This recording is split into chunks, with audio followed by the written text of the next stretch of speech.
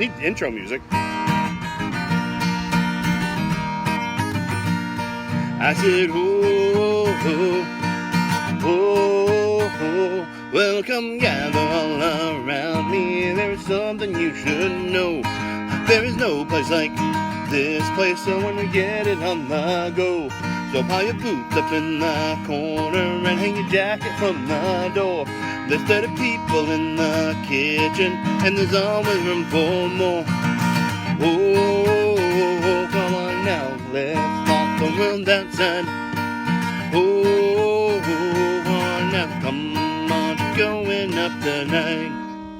Good evening. That was just a little intro music. Doing something a little bit different tonight, and hopefully we'll get some people tuning in real quick. It's hard to see in this mode if people are turning in, but I'm going to try and make sure my guitar doesn't go flying and crash. That'd be bad.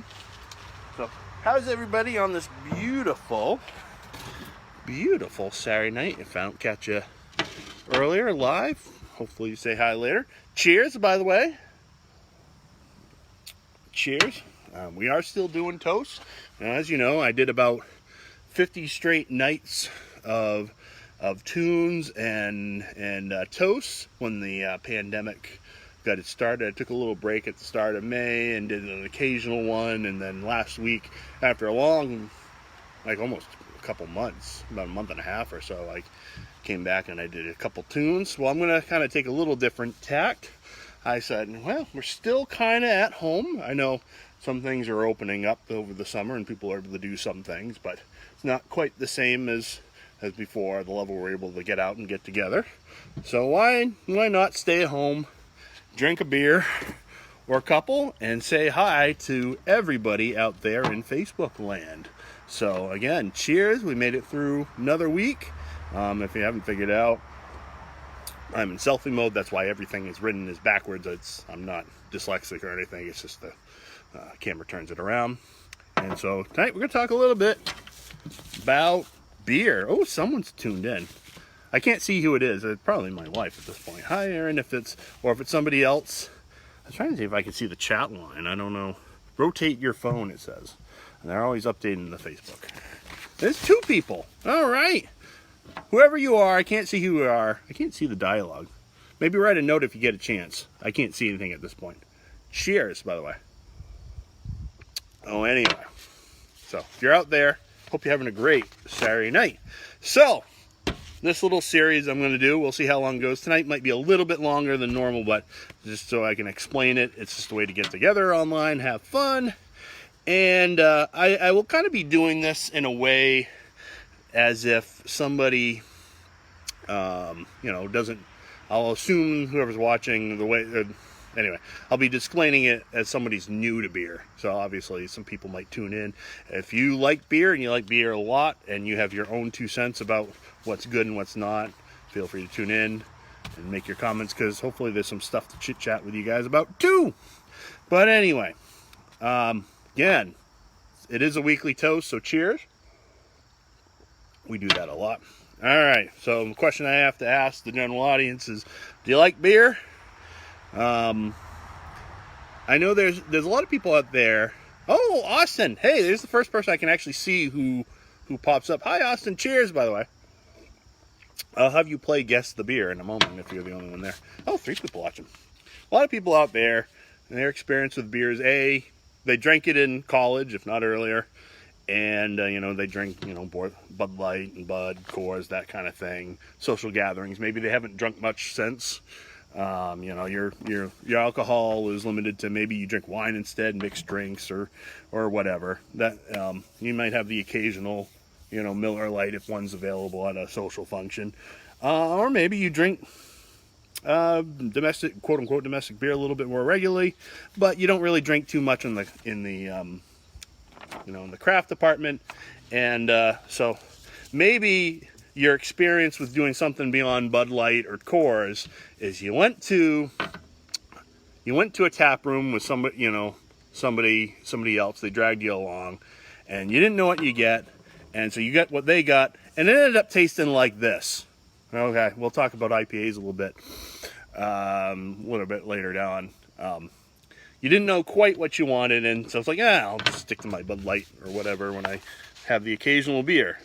So, and you know, I will make fun of IPAs a lot, and I like to make fun of the people who drink them a lot. But in all serious, if you like IPAs, nothing wrong with that. I like IPAs once in a while.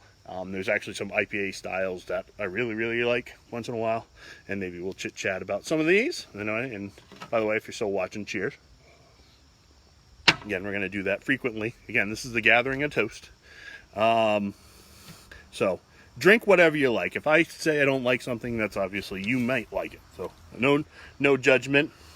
And don't be afraid to try things. I kind of steer people. I might steer a new beer drinker in one direction to try something first, but if you're feeling adventurous, you go out to a tap room or you go to the liquor store and something looks interesting. The worst case is you buy it, you don't like it. It's not the end of the world.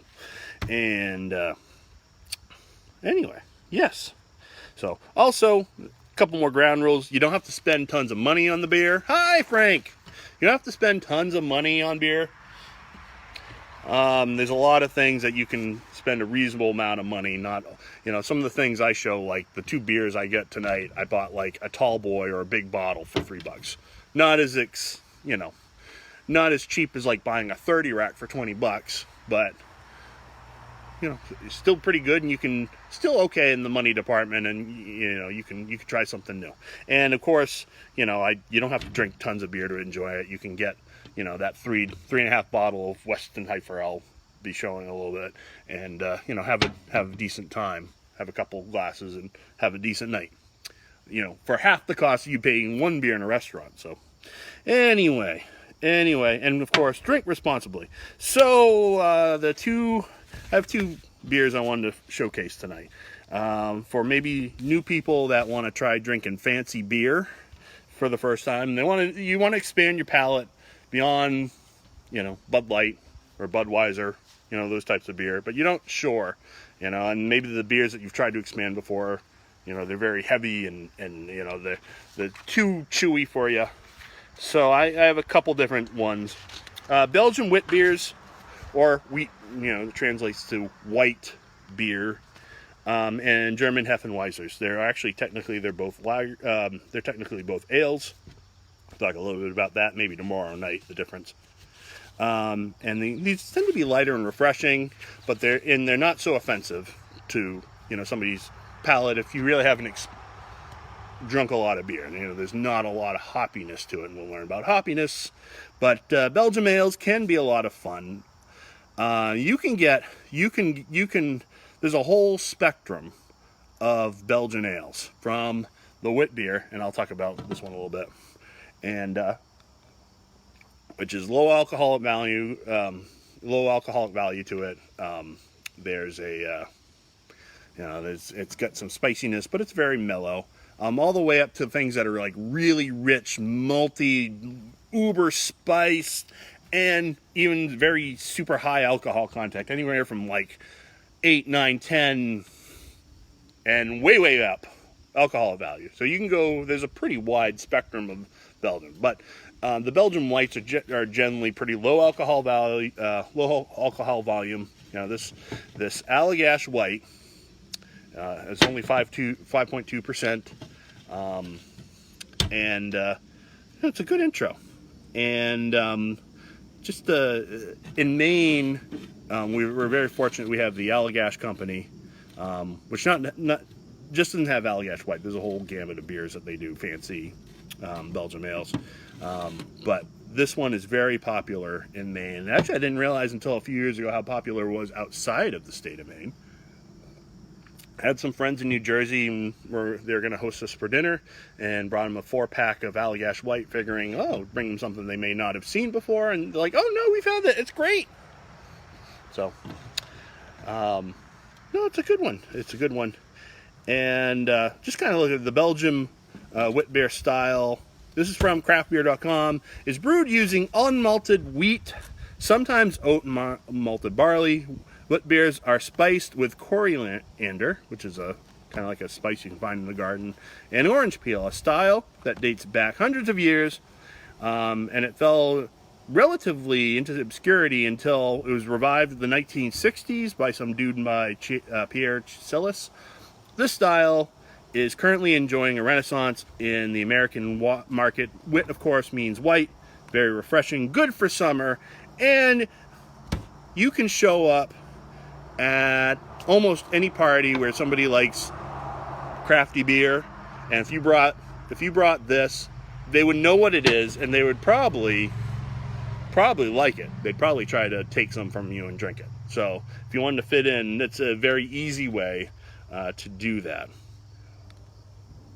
I'm drinking some out of this tall boy tonight.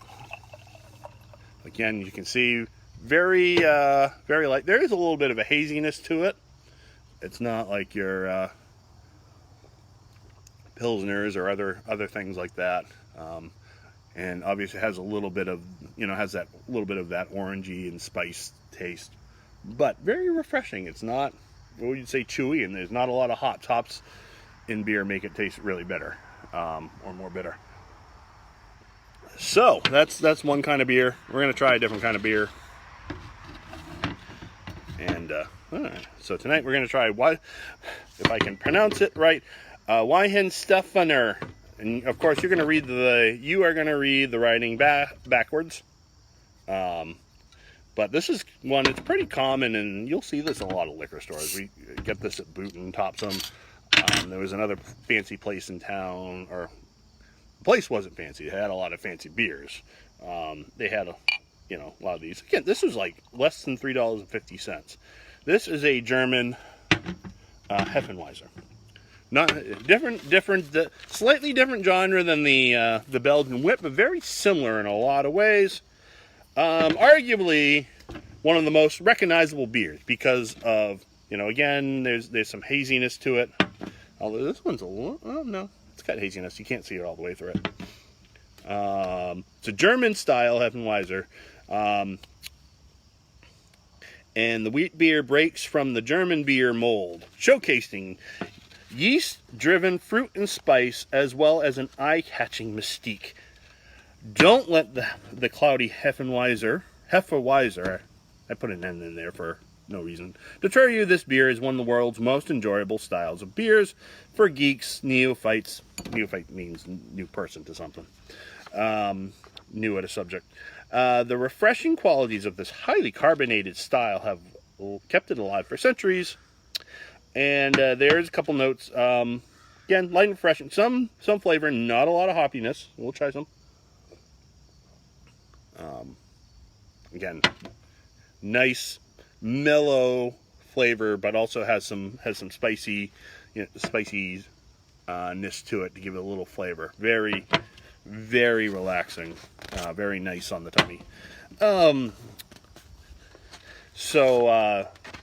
couple notes. I'm going to have a couple notes of the actual beer name. So a little bit about this brand of Hefeweizen. These days, brewers put so many ingredients into beer that which does result in a wonderful, complex flavor profile. On the other hand, there's definitely something to be said for the elegance of using simple, straightforward ingredients, which results in something so incredibly tasty. I think this is from taptakeover.com.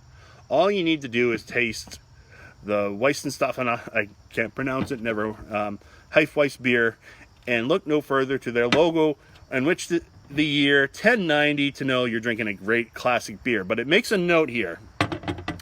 One may be inclined to add a citrus slice to the beer, be it an orange or a lemon, thanks to brewers such as Blue Moon, who have made it a standard thing to do for European wheat beers. Do not do that with any German Hefeweizen. So this one, you don't have to. Sometimes you'll go into a bar. There are some brands that Blue Moon. I'm trying to think the other one. Maybe it might be Shock Top. They encourage you to drink put an orange in it. This one you don't have to do that. There's enough spice in it that it sells itself. You don't have to mix it up. Kind of some cool things about the brewery. I will make this note. So we had a wit beer today. and we had a Hefeweizen today, or Hefeweizen, however you pronounce it. A lot of times, if you there's a lot of craft breweries that are starting to do it. And what I kind of find with the German styles when the craft breweries do it, they have some really good ones, but they accentuate some of the sourness a little bit more. And I don't exactly, whereas this is a little bit more mellow. If you go, and I think what's that brewery? Harpoon, I think, did like a Hefeweizen. There's some other ones. And there's some craft places that do Kolsch's, another German lager style.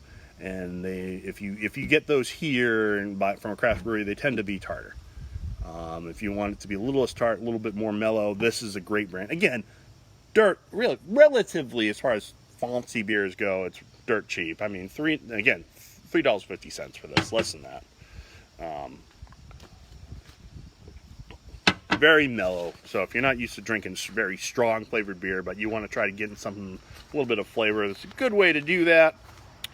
All right. So some cool things about the brewery.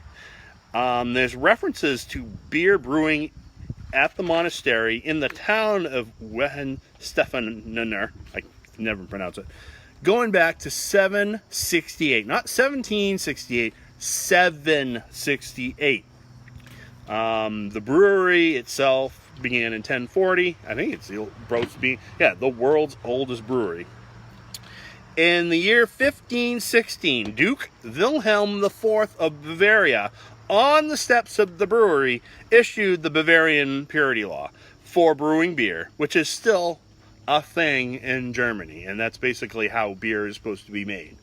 If you brew beer in Germany, you actually have to follow those rules. It's not just the standard of what, they called, the purity law. You actually have to follow it if you're a German brewer. They can import like Budweiser and other things, but they cannot make anything like Budweiser there. That's actually against the law. And that's actually, that's a law I can support. If you really want Budweiser, go to America to get it. If you really want really good Hefeweizen, stay in Germany or get it from Germany. In 1852, the Central Agricultural School from some other German city moves to Wittenstefaner, and with it, their brewing students. This school would later be elevated to the University for Agriculture and Brewing in 1919, training brewers from all over the world. The brewery itself is known as the Bavarian State Brewery. So there you have it. Learn a little bit more. Take that stuff, write a couple notes.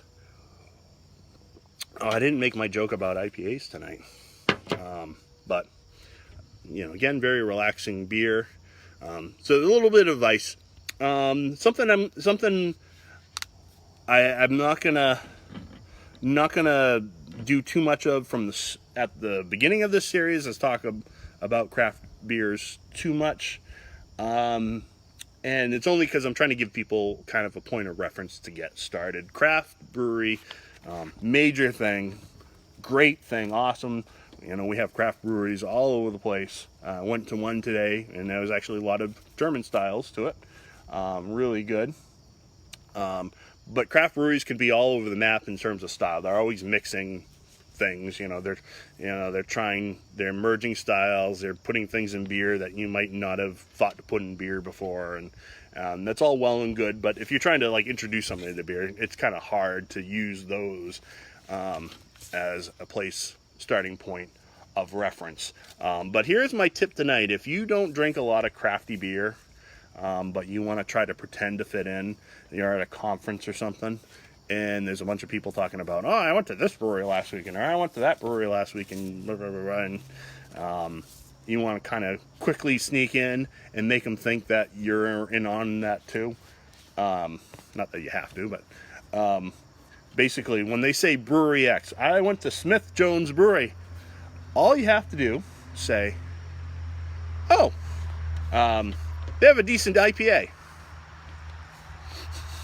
You may have never been there, tried IPA in your life, but just a little tip, every brewery has their own IPA. And a lot of the people who go to breweries purposely seek out the IPA. If you tried it yourself, you might, for the first time, you would like think, oh my God, I'm tasting this. Fine. It's an acquired taste, but that's just my little helpful hint for the night. But other than that, if you tune in now, you tune in later. Again, cheers. Hope you're having a great Saturday. Again, feel free to make comments. I'm going to do a much shorter one tomorrow night with a couple things, but I just wanted to say hi to people, and hope you're taking care of yourselves. Take care of each other. Have a great evening.